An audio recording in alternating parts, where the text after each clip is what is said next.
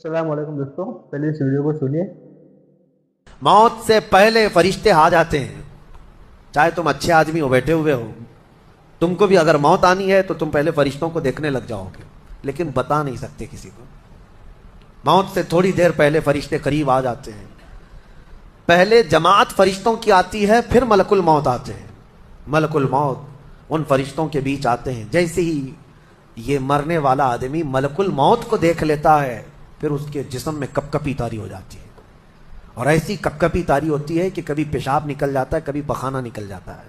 اکثر دیکھنا مرنے والوں کی نجاست نکل جاتی ہے۔ ملک الموت کو وہ بہت قریب سے دیکھتا ہے، اور ان کی دو شکلیں ہیں۔ ایک بہت بھیانک شکل ہے، اس کو دیکھنا ہی عذاب ہے، اور ایک بہت خوبصورت شکل ہے، ان کو دیکھنا ہی رحمت ہے۔ وہ نیک بندوں کی روح نکالنے کے لیے جب جاتے ہیں تو خوبصورت شکل میں جاتے ہیں، اور جب گنہگاروں کی روح نکالنے جاتے ہیں تو بھیانک شکل میں جاتے ہیں، اور ان کو دیکھتے ہی مرنے والے کا جسم پیلا پڑ جاتا ہے، پیشانی اکھڑ جاتی، آنکھیں پھٹی رہ جاتی، اور پھر خرخرا آنے لگ جاتا ہے، یعنی خرخر کی آواز تیز ہو جاتی ہے۔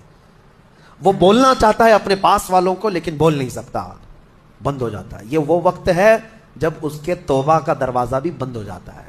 اب اگر فرشتوں کو دیکھ کر کوئی توبہ بھی کر لیا، ایمان لایا، تو اس کا ایمان قبول نہیں۔ اس وقت سے پہلے پہلے تک جو بھی ایمان لایا یا توبہ کیا، اس کی توبہ قبول ہے۔ لیکن موت کا خرخرا آ گیا اور فرشتوں کو دیکھ لیا، اس کے بعد بہت سارے کافر بھی پکاریں گے کہ ہم ایمان لاتے ہیں اللہ پر، نہیں، اب ایمان قبول نہیں ہوگا۔ موت اتنی آسانی سے نہیں آتی، اس کا پروسیس ہے۔ فرشتے آتے ہیں، ملک الموت آتے ہیں، پھر اس کے بعد اس کو گھور کر دیکھتے ہیں، پھر اس کو چت لٹا دیا جاتا ہے، یا جس حالت میں بھی ہے وہ گر جاتا ہے، کھڑا ہے تو گرتا ہے، بیٹھا ہے تو گرتا ہے، موت آنے سے پہلے لڑک جاتا ہے۔ یہ ضروری بھی نہیں ہے کہ آج میں اپنے آپ کو سنبھال کر بیٹھا ہوں، اگر میری موت آنی ہے اسی کرسی سے گر جاؤں، اسی جگہ سے ہم گر جائیں گے۔